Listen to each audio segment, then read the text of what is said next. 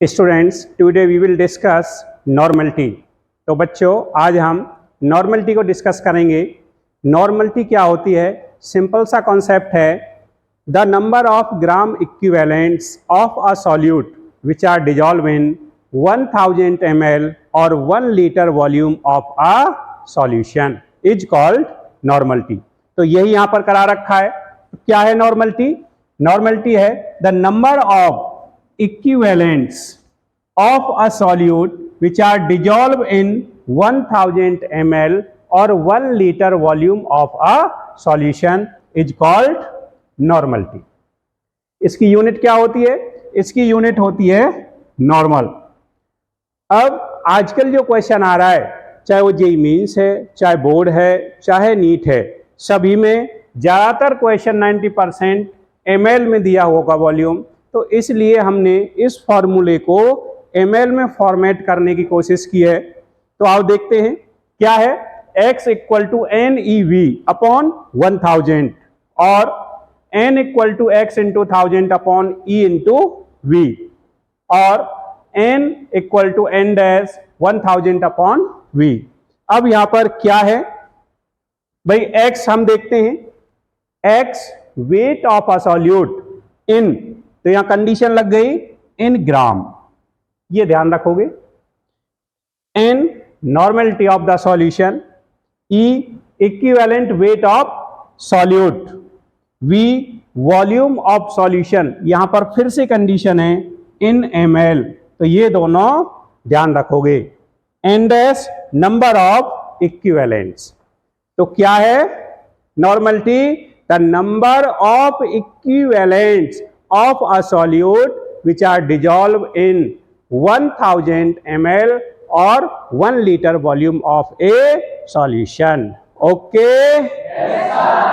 चलिए अब इसमें देखते हैं। अब यहां पर जरूरत पड़ेगी भाई इक्विवेलेंट वेट आना चाहिए, तभी नॉर्मलिटी को कर पाओगे। तो इक्विवेलेंट वेट देखते हैं।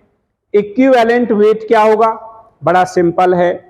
इक्विवेलेंट वेट होता है molecular mass of solute divided by valency, या फिर कह सकते हो एन फैक्टर। क्या होगा? Molecular mass divided by valency. तो यहां पर 1 by 1 करके देखें। अगर मान लो हम इक्विवेलेंट वेट ऑफ एसिड देखते हैं, तो बड़ा सिंपल है, molecular mass of N acid divide by it's basicity और वैलेंसी। और नॉर्मल कंडीशन में आपने ध्यान रखना है number of replaceable H ion. कर सकते हो? चलिए एग्जाम्पल देखते हैं। अगर इसके हम एग्जाम्पल देखें, HCl, HNO3, HBr, HI, तो इन सभी में हम अगर यहां देखें तो कितने रिप्लेसेबल हाइड्रोजन एटम हैं? 1। यहां पर कितना है? 1। इसलिए इसकी बेसिसिटी हो जाएगी 1 और इसका इक्विवेलेंट वेट हो जाएगा मोलर मास डिवाइडेड बाय 1। कर सकते हो? चलिए सेकंड एग्जांपल और देख सकते हो। H2SO4 हो सकता है, H2S हो सकता है, H2CO3 हो सकता है।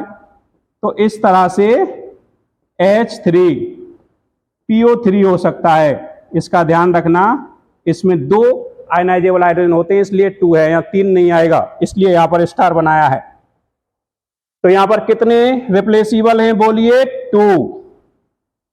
यहां पर 2 रिप्लेसेबल एच आयन है, इसलिए इक्विवेलेंट वेट हो जाएगा molar mass divide by 2, acid का हो जाएगा। इसी तरह से बेस का देखते हैं। Equivalent weight of a base, तो यहां पर आपने क्या चेंज करना था? एसिडिटी। एसिडिटी यानी ये बेस कितने एसिड से रिएक्ट कर सकता है, ये होती है एसिडिटी।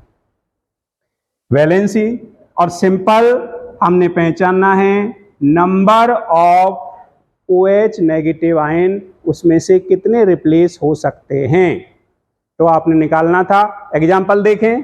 एग्जाम्पल इसी तरह से भाई NaOH, KOH, CSOH, RbOH, तो यहां पर 1 OH आयन है रिप्लेसिबल, इसलिए इक्विवेलेंट वेट क्या हो जाएगा इसका?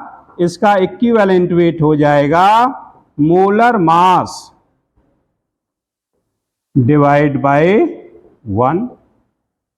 अगर मान लो 2 OH होते, MgOH whole twice, CaOH whole twice,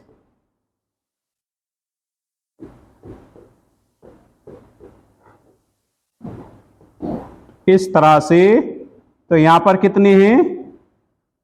2 OH ion हैं, इसलिए इक्विवेलेंट वेट हो जाएगा यहां पर molar mass divide by 2।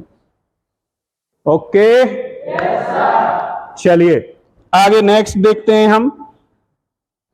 Next आ गया equivalent weight of salt. Salt बड़ा सिंपल है, molar mass of A salt divide by valency या फिर change in oxidation state, central atom की ऑक्सीजन स्टेट चेंज हो, या फिर number of H ions replaced या OH आयंस रिप्लेस्ड, तो इससे हम सॉल्ट का निकाल सकते थे। बड़ा सिंपल एग्जांपल मान लो तुम्हारे पास ये लिया जाए NaHSO4, तो यहां पर 1 रिप्लेस हुआ है, तो यहां पर मोलर मास डिवाइड बाई 1 आएगा। मान लो ये हो जाता Na2SO4, तो यहां पर होता 2, ये ध्यान रखेंगे। नेक्स्ट, इसी तरह से ऑक्सीडेंट हो सकता है, रिडक्टेंट हो सकता है, बड़ा सिंपल है, molecular mass of substance divided by change in oxidation state और वैलेंसी, या फिर लॉस ऑफ इलेक्ट्रॉन या गेन ऑफ इलेक्ट्रॉन या चेंज इन ऑक्सीडेशन स्टेट, तो ये सभी हैं। ये हो सकता है गेन हो सकता है इलेक्ट्रॉन का, लॉस हो सकता है इलेक्ट्रॉन का, या फिर सिंपल वैलेंसी हो सकती है। तो इस पर क्वेश्चन आ रहा है, मान लो Cr है, ये तुम्हारा है +6 और यहां से ये चला गया Cr+2 में, या फिर Cr +7 में था और यहां से Cr+2 में चला गया, तो यहां चेंज कितना आया? 5। तो यहां पर इक्विवेलेंट वेट आपका हो जाएगा molar mass divide by change in oxidation state 5, यहां पर 4 मोलर मास डिवाइड बाय 4। तो ध्यान रखना था, ऑक्सीडेंट है या रिडक्टेंट है या कोई भी रिएक्शन है, molecular mass of substance divide by change in oxidation state. Okay, हो जाएगा? चलिए अब इस पे आगे देखते हैं। भाई नॉर्मलिटी ऑन डाइल्यूशन, अगर डाइल्यूशन करने पर नॉर्मलिटी क्या रहेगी? बड़ा सिंपल है, N1V1 में क्या हो जाएगा भाई? ए 500 ml solution of N/20 HCl becomes diluted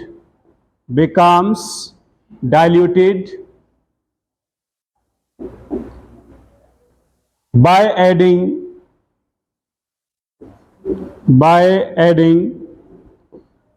200 ml water.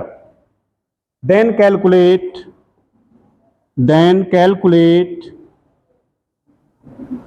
normality of resultant solution.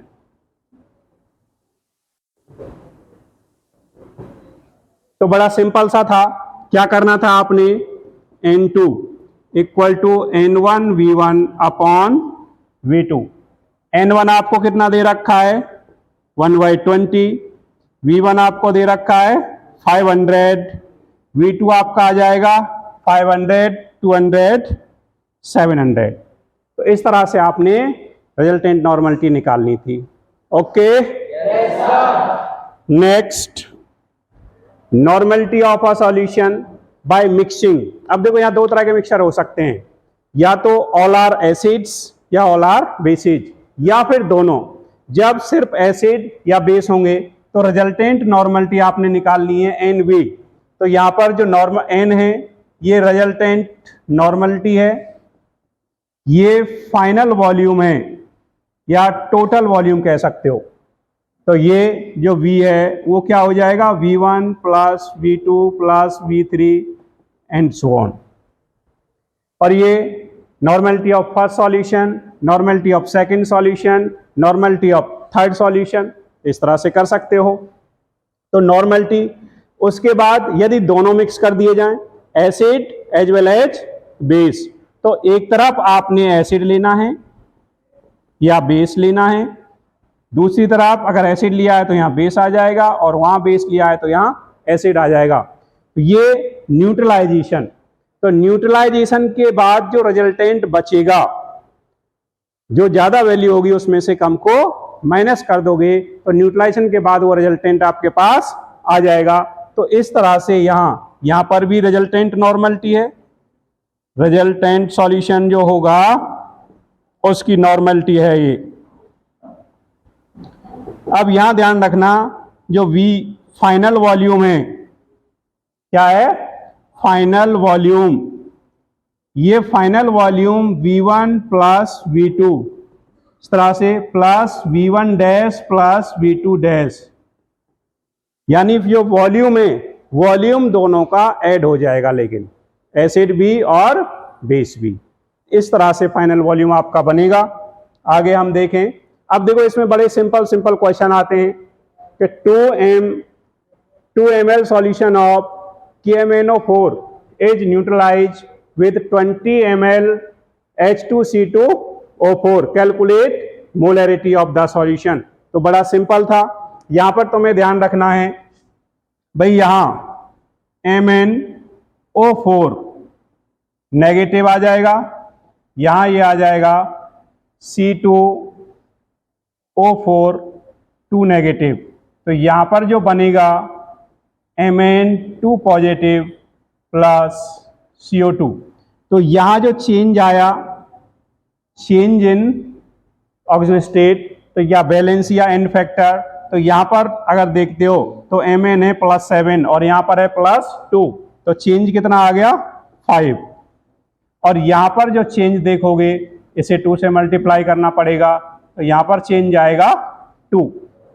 अब एक पॉइंट ध्यान रखना है, NV same equivalent of acid upon base. अगर ये एसिड है तो ये बेस, दोनों का same equivalent neutralize, same equivalent of a base. तो यहां पर जब इसे रखोगे, अब इसकी मोलरिटी कितनी दे रखी है 2, यहां पर वॉल्यूम आ गया 2, एन फैक्टर आ गया 5। इसी तरह से यहां पर ये निकालना है,